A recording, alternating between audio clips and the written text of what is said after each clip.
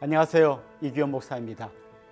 우상을 섬기는 사람의 가장 큰 특징은 종교 생활의 목적이 자기를 위한 것이라는 겁니다.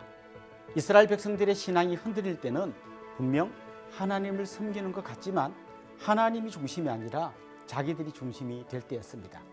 그들이 하나님을 완전히 떠나 안 믿었다기보다 대부분 그들의 신앙을 세상 종교의 수준, 즉 자기 자신을 위한 종교로 바꾸어 버렸다는 겁니다. 여로보암이 베델과 단에 금송아지를 세우고 이 금송아지가 애굽에서 이스라엘 백성을 인도해낸 하나님이라고 한 이유도 결국에는 자기의 왕국을 지키기 위해서였습니다. 13장에는 유다에서 온 선지자가 베델에 와서 그곳에서 제사 지내는 여로보암에게 경고하는 장면이 나옵니다. 이미 나라가 둘로 나누어져 있는 상태 아닙니까? 그런데 남쪽의 선지자가 북쪽에 왔다는 건 상당히 위험한 행동입니다. 더욱이 하나님은 이 선지자에게 떡도 먹지 말고 물도 마시지 말고 가서 하나님 말씀을 전하라고 했습니다. 그만큼 사태가 심각하고 긴급한 상황이란 것을 알 수 있습니다. 이 선지자는 이 제단 위에 앞으로 330년 후 요시아라는 왕이 사람의 뼈를 사를 거라고 예언하면서 그 징표로 제단에 재가 쏟아지게 했습니다. 그들에게 사람의 뼈나 재는 굉장히 부중한 것이었습니다. 그건 하나님께서 이들의 잘못된 제사를 얼마나 싫어하시는지 보여주는 것입니다. 그런데 여로보암은 그 선지자를 통해서 경고하시는 하나님의 말씀을 듣기는커녕 그 선지자를 잡으려 하다가 손이 말라버리는 징계를 받습니다. 그때 그가 선지자에게 기도를 부탁하면서 이렇게 말했습니다. 너는 나를 위하여 내 하나님께 구해서 내 손이 다시 성하게 하라. 나를 위하여 하나님께 구하라 라는 그의 말을 보면 그가 얼마나 왜곡된 종교 생활을 하고 있는지 알 수 있습니다. 여로보암은 자기 손의 회복에만 관심이 있었지 그의 잘못된 우상 숭배를 고치려고 하지 않았습니다. 결국 14장에 가면 하나님의 채찍이 여로보암에게 가해집니다. 여로보암의 아들인 아비야가 병이 들게 된 겁니다. 여로보암의 아내가 변장하고 아히야 선지자를 찾아가 이 아이가 어떻게 될 건지 물어보았습니다. 변장하고 선지자를 찾아간 이유가 뭘까요? 하나님이 자기가 변장한 걸 모를 거라고 생각한 겁니다. 그들의 신앙이 엉터리였던 가장 큰 이유는 하나님에 대한 오해 때문이었습니다. 그때 아히야 선지자는 여로보암의 우상 숭배 때문에 그들에게 재앙이 내릴 것이며 그 아들도 죽을 거라고 했습니다. 한편 남쪽 왕 르호보암도 만만치 않았는데요. 르호보암도 하나님 앞에서 악을 행했습니다. 특별히 르호보암의 어머니는 암몬에서 온 공주였고 그로 인해 우상 숭배가 극심했습니다. 솔로몬의 잘못된 결혼이 나라 전체에 나쁜 영향을 미친 겁니다. 오늘 본문에 보면 남유다 백성들이 우상 숭배하는 다른 민족을 본받아 우상 숭배했다고 되어 있습니다. 그런데 같은 내용을 기록한 역대하에 보면 르호보암의 우상 숭배를 백성들이 본받았다고 되어 있습니다. 그러니까 르호보암이 먼저 이방 민족의 우상 숭배를 본받고 그걸 다시 백성이 본받았다는 겁니다. 우리 등 뒤에는 어린 성도들 또 우리 자녀들이 있습니다. 우리가 잘못된 길로 가는 건 우리에게서 끝나는 게 아니라 우리 뒤에 있는 사람들에게 영향력을 미친다는 것을 기억하면 좋겠습니다. 이제 우리 같이 열왕기상 13장, 14장을 읽어봅시다. 제13장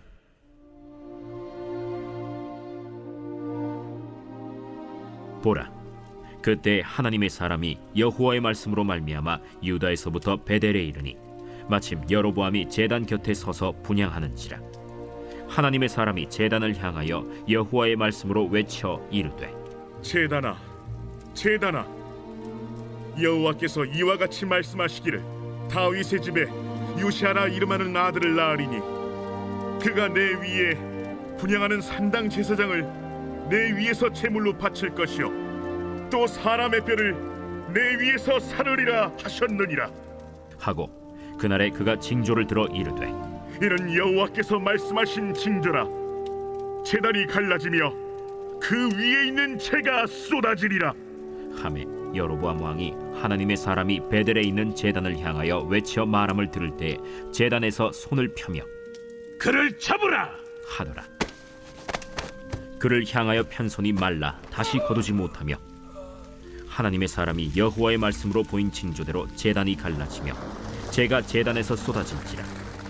왕이 하나님의 사람에게 말하여 이르되 청하건대 너는 나를 위하여 내 하나님 여호와께 은혜를 구하여 내 손이 다시 성하게 기도하라. 하나님의 사람이 여호와께 은혜를 구하니 왕의 손이 다시 성하도록 전과 같이 되니라. 왕이 하나님의 사람에게 이르되 나와 함께 집에 가서 쉬라. 내가 네게 예물을 주리라.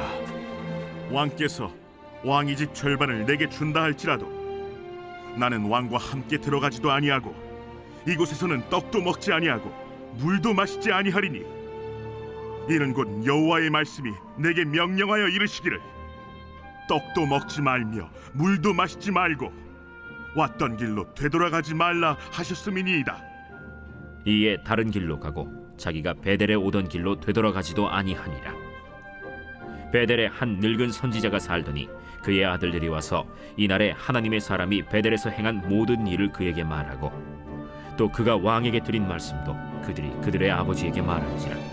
그들의 아버지가 그들에게 이르되 그가 어느 길로 갔더냐? 그의 아들들이 유다에서부터 온 하나님의 사람의 간 길을 보았습니다. 그가 그의 아들들에게 이르되 나를 위하여 나귀의 안장을 지우라. 그들이 나귀의 안장을 지우니 그가 타고 하나님의 사람을 뒤따라가서 상수리 나무 아래에 앉은 것을 보고 이르되 그대가 유다에서 온 하나님의 사람이냐? 그러하다.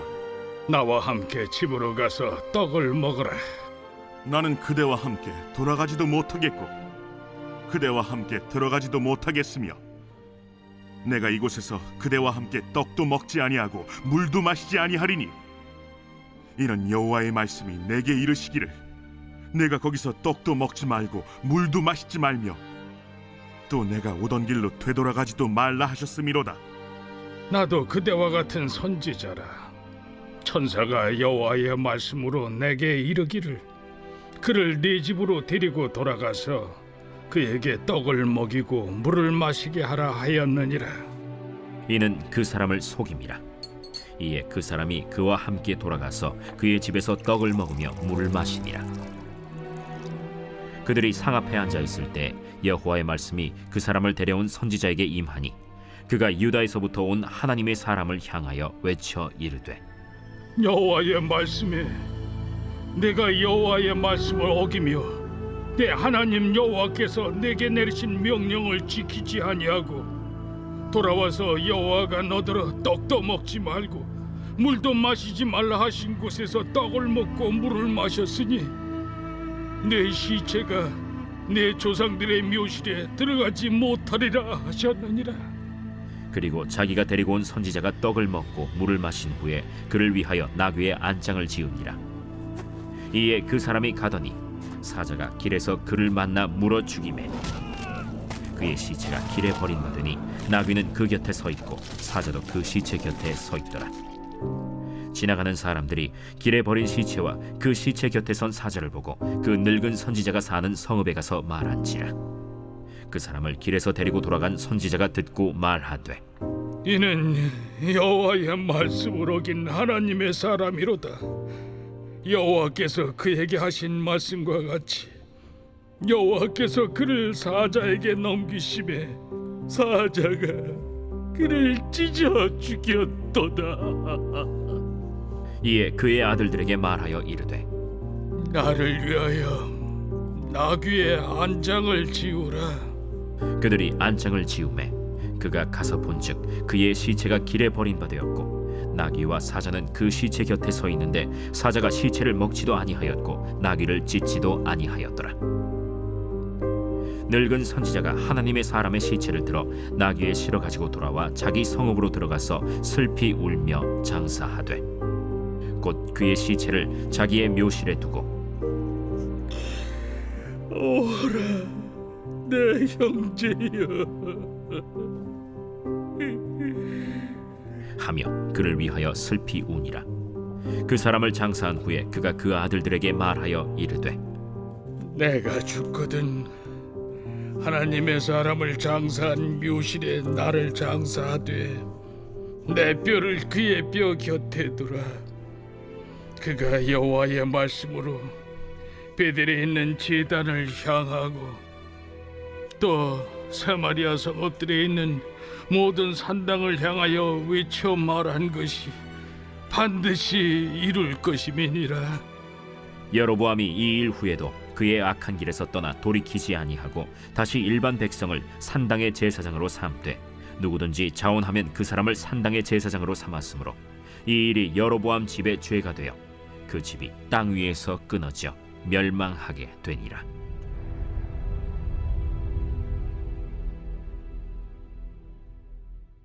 제 14장.